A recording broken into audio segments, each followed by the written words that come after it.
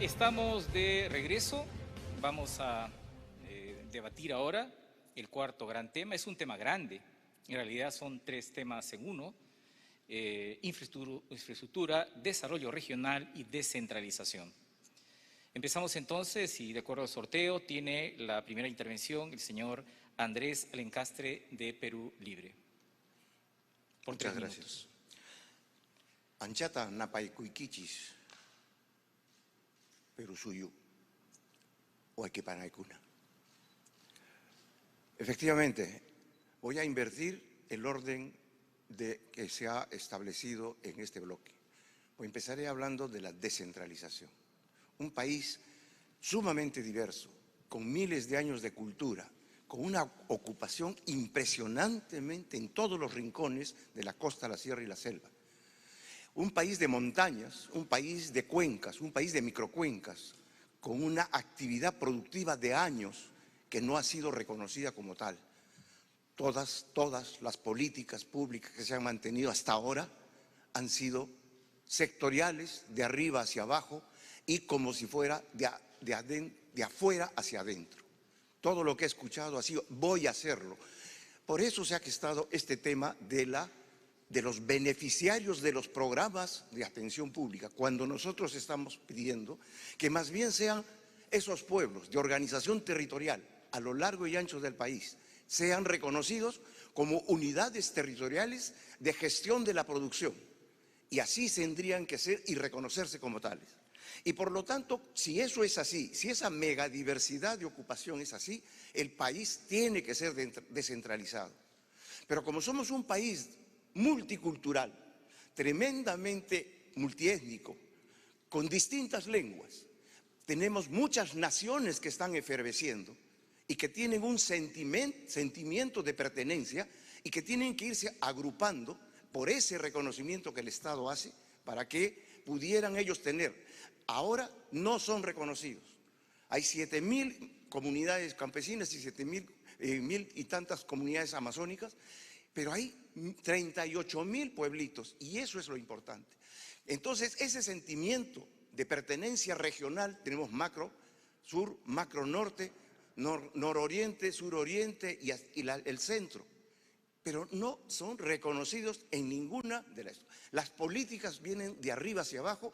Y entonces, ¿para quién es la ley del medio ambiente o la ley de promoción de la agricultura? Si no es para que la cumplan esas comunidades y esas poblaciones y esas familias que se encuentran no reconocidas como organizaciones territoriales. Por lo tanto, la infraestructura es la argamasa que articula toda esa dispersión de las realidades productivas de este país. Y eso es lo que está ausente. Se hacen la infraestructura por proyectos, no por procesos sociales que se articulan en las multimodalidades que deberían existir aquí para un país de montañas, para un país megadiverso, para un país multicultural. Gracias. El señor Eduardo Brus, de Fuerza Popular. Carlos Brus. Carlos Brus, perdón. Buenas noches, compatriotas. Si algo ha puesto en evidencia esta pandemia es la terrible brecha de infraestructura que tiene el Estado, que ha impedido que le dé la asistencia que el ciudadano necesitaba en su momento. El Banco Interamericano de Desarrollo ha valorizado esta brecha en 385.000 millones de soles. Y estamos hablando de proyectos que los escuchamos hace décadas. Majes, la segunda etapa de Chaimochic, el Hospital de Piura, el de Chimbote, el ferrocarril de Huancayo, Huancavelica, las plantas de tratamiento de aguas residuales a lo largo de todo el Perú, las redes viales, en fin, los aeropuertos, Chincheros, el de Lima, la línea de metro. Todas estas grandes obras que el Estado se ha imposibilitado de hacer, y cuando las empieza se paralizan, y si las terminan costando el triple de lo que se pensaba y con actos de corrupción. Lo que tenemos que hacer es buscar las mejores prácticas a nivel mundial. Hoy en el mundo lo que mejor está funcionando son los contratos gobierno a gobierno, que permiten que venga al Perú un gerente de proyectos llamados PMOs, que con toda eficiencia, transparencia y sin corrupción eche a andar estos grandes proyectos, tal como se ha hecho en el contrato de la carretera central. Esto se ha hecho también y se ha usado en los Juegos Panamericanos con toda eficiencia. Y es el mecanismo para destrabar todas estas grandes obras que va a permitir traer viabilidad, salud, agua en todas las regiones que el Perú necesita. Pero también es importante otra infraestructura. Es importantísimo el muro de contención, es importantísimo la trocha carrozable, es importantísimo el canal de regadío, es importante la posta médica, la comisaría, el colegio, esa infraestructura que trae tanto bienestar, sobre todo a los pueblos más alejados del país. Para eso vamos a emprender un programa inmenso de construcción de estas pequeñas infraestructuras, usando núcleos ejecutores y sobre todo aliándonos con los gobiernos locales. Y para esto tenemos que fortalecer el proceso de descentralización. Y esto pasa por tener regiones y gobiernos locales fuertes, eficientes, profesionalizados, que tengan los mejores sistemas de gestión y de administración pública. Y tenemos que hacer un programa de capacitación que les dé estas capacidades. Y a su vez, buscar que tengan sus propios recursos, los gobiernos locales que administren mejor su predial y de esa manera podrán ellos captar los recursos para hacer esas obras. Y los gobiernos regionales que utilicen también fondos que a veces los tienen ahí sin usar, como es el canon, y que por lo tanto nos lleva a plantear que lo usemos, por lo menos el 40% se reparte entre la gente. Ese es el bienestar que buscamos y para que el Estado de una vez te atienda como te mereces y genere los puestos de trabajo que has perdido. Gracias. Ahora pasamos a la segunda estación de este bloque y es esta relación, este diálogo interactivo entre ustedes, con 8 minutos de tiempo entre ambos, motivando el inicio de este debate. Yo le quería preguntar sobre la agenda digital. ¿Cómo hacer un Perú digital con internet para todos, donde todos los peruanos puedan estar conectados? Y esa conectividad, ¿cómo lograrlo en el más corto plazo, considerando no solo los apremios de la pandemia, sino los retrasos que casi nos lleva 2 décadas? No sé si alguno quiere intervenir, levante la mano, por favor. Señora Lencastre. Efectivamente, hasta su pregunta es sectorial. Esta conectividad es parte de todo el sistema articulado de la infraestructura puesta al servicio de los procesos sociales de producción y de generación de cultura. Entonces, ya tenemos un derecho humano a un conjunto de cosas. Está planteado el derecho humano a la conectividad. En tiempos de pandemia esto se ha hecho muchísimo más urgente. Pero ¿qué ganamos solamente haciendo eso si no están movilizadas las otras dimensiones de la realidad de todos los pueblos? No es acercarles, es una movilización desde abajo. No se reconoce el enfoque territorial de las poblaciones que sí tienen una larga tradición. Y eso es lo que nosotros queremos, que no es solamente la conectividad, es la conectividad asociada a la función social de la producción de los pueblos organizados territorialmente. Eso es la diferencia de una mirada sectorial con una mirada integral desde las localidades en toda la dispersión que tenemos en la sierra. Señor Bruce. Definitivamente la red de digitalización que necesita el país es una de las grandes infraestructuras que están atrasadas. Esto lo echaremos a andar por el procedimiento que hemos mencionado, de gobierno a gobierno, inclusive pidiendo que en los reglamentos de construcción se incluya el tema de la conexión a Internet en cada una de las viviendas, ya como norma. Y eso me lleva a hablar sobre lo que queremos hacer en vivienda. Nosotros hace tiempo atrás echamos a andar los programas Mi Vivienda de techo propio. Y nuestra meta es subir la construcción de viviendas, que es la más grande infraestructura que tiene una familia, subirlas de más o menos 70, 80 mil que es ahora, a 120 mil unidades habitacionales al año. Y lo haremos promoviendo techo propio. ¿De qué manera? Actualmente vemos que hay invasiones, de gente que arriesga su integridad para hacerse de una casa propia. Y van y consiguen un poco de tierra y después de muchos años le dan título de propiedad y después agua y desagüe. Y el Estado pierde miles de hectáreas al año en este proceso y la gente gasta plata pagándole al mafioso que organiza la invasión. Lo que proponemos es crear una entidad urbanizadora del Estado que se adelante estos procesos y que en esas hectáreas que tiene el Estado ponga las redes primarias de agua, desagüe, luz, el camino de acceso, y esos grandes lotes, esos macro lotes, se subastan al sector privado para que hagan programas techo propio. De esa manera, esas familias que se veían obligados a invadir un terreno, Ahora, con lo mismo que le pagan al invasor, pagarían su cuota inicial en el programa Techo Propio y desde el primer día tendrían una casa con agua, desagüe, luz y título de propiedad. De esa manera el Estado responderá a una necesidad básica como es el de la vivienda. Si me permiten, pongo otro tema. ¿Quiere comentar? Por supuesto, señora Lencastre. Bueno, hemos tenido muchos años de Techo Propio, Mi Vivienda, y tenemos un 23% de la cobertura. Nos falta muchísimo, pero no se habla del esfuerzo de trabajo que hace la autoconstrucción y organización. No se reconoce los asentamientos humanos, tanto de las ciudades mayores como las intermedias. No hay planes urbanos en nada. Y eso es una cosa. Las ciudades son una necesidad. La vivienda es una obra, pero hay que humanizar la vivienda en un contexto urbano.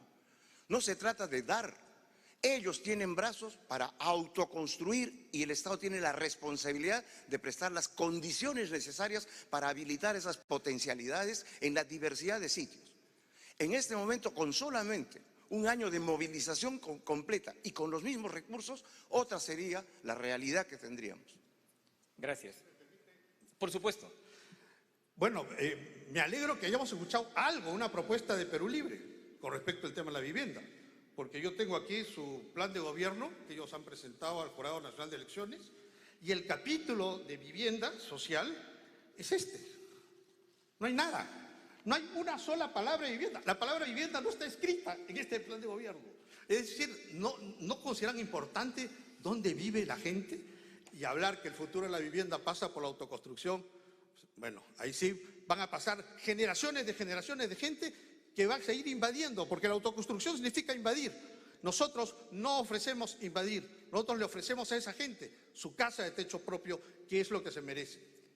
Señora Lencastre. Sí. Efectivamente, hay especulación de tierras y hay especuladores en ambas partes, los que ganan con la especulación y los que viven haciendo las ocupaciones. Y eso es tema de gobierno. Hay planificación urbana, hay banco de tierras para poder organizar. Señores, hay que humanizar, hay para todo. La tierra tiene responsabilidad social, tiene una función social, como el agua, como los ecosistemas. Eso debería estar en todo el proceso de movilización de las universidades, de todos los técnicos, de toda la burocracia operativa en los ministerios para salir a habilitar este tipo de cosas. Yo no miro con desprecio el esfuerzo de la autoconstrucción, porque es un país que está trabajando y que necesita orientaciones y reglas, pero si no hay reglas, las municipalidades tienen una debilidad institucional, como todo el país, de una gran ausencia de los criterios técnicos y los criterios conceptuales de paisaje urbano, de paisaje urbano.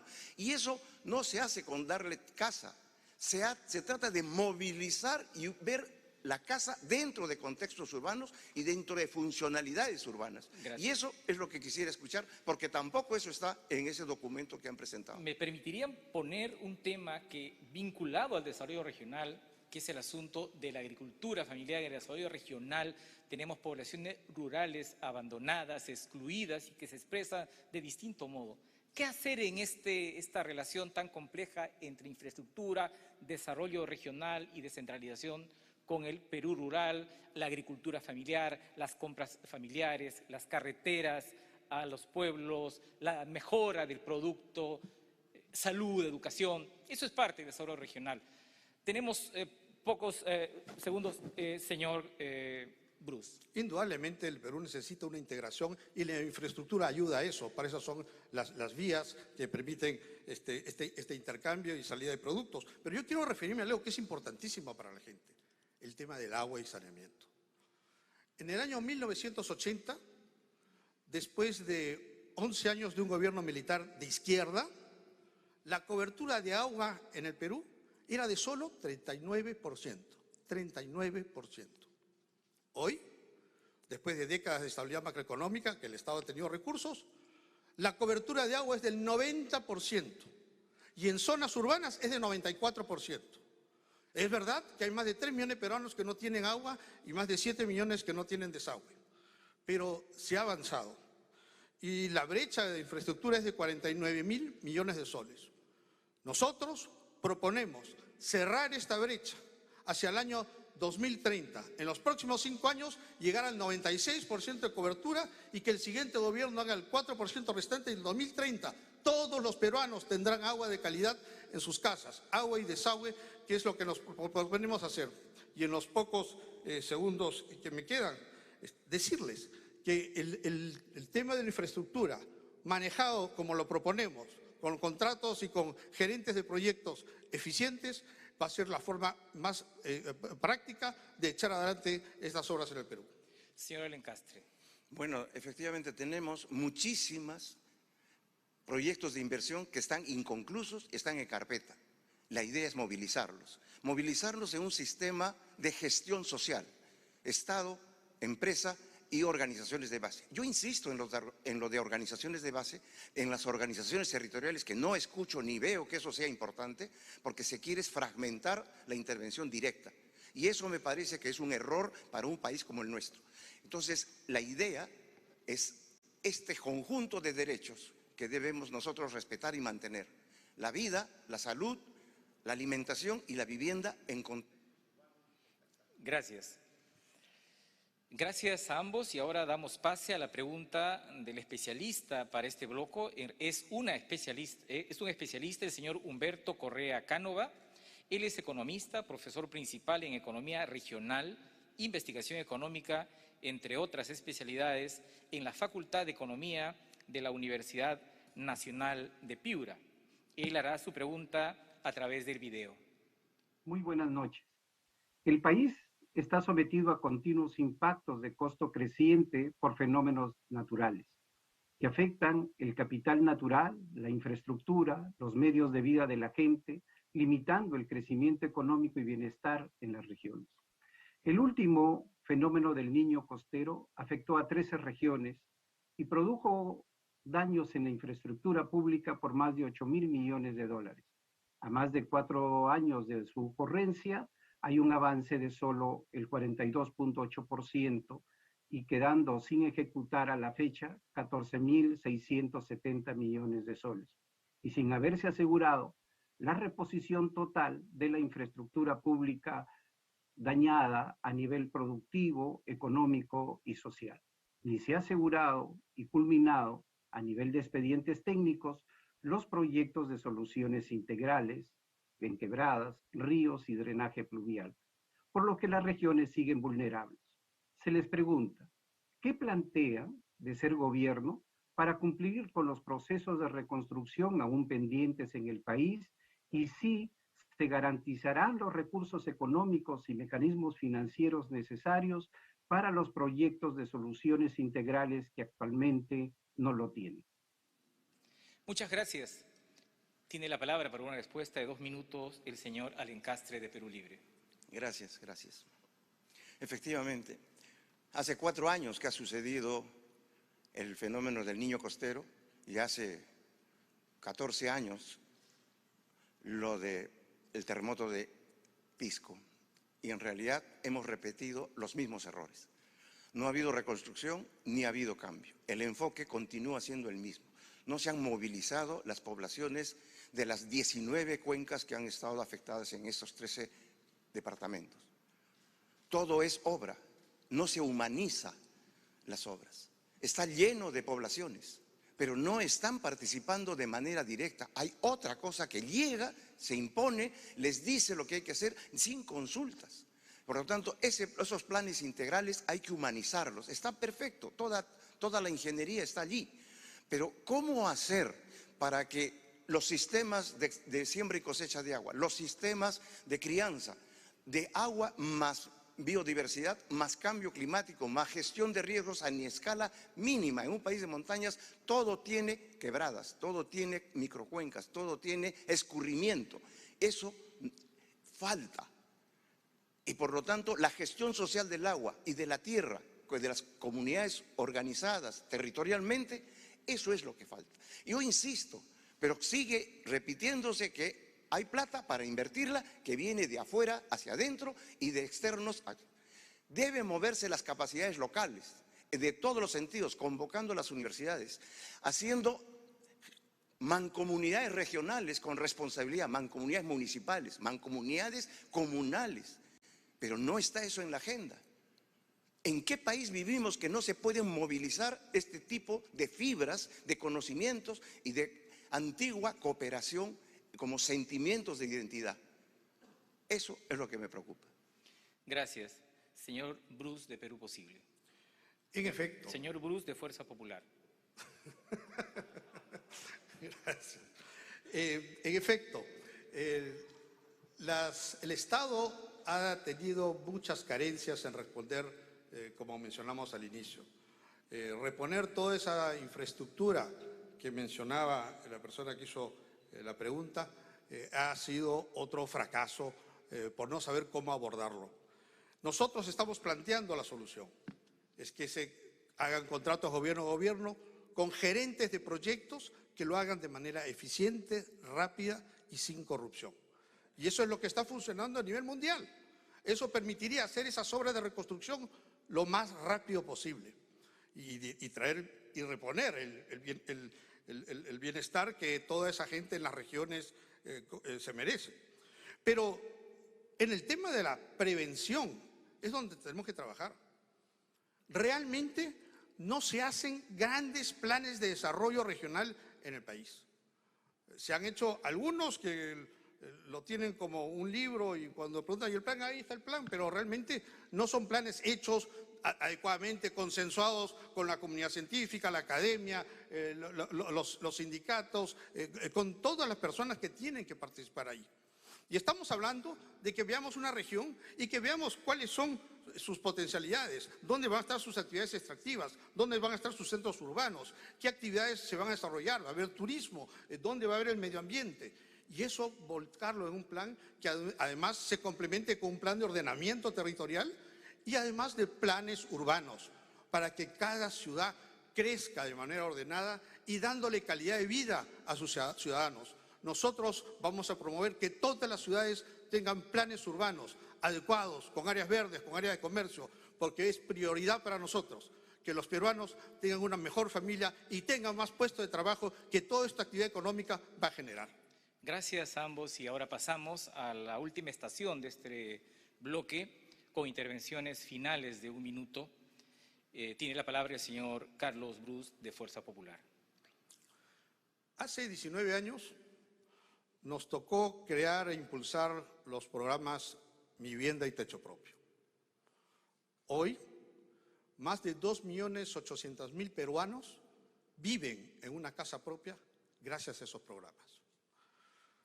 Aquí tenemos un equipo humano con experiencia y propuestas concretas para reactivar rápidamente la economía, para reponer esos puestos de trabajo que tú has perdido, para devolvernos esos ingresos que a todos esta pandemia nos ha recortado.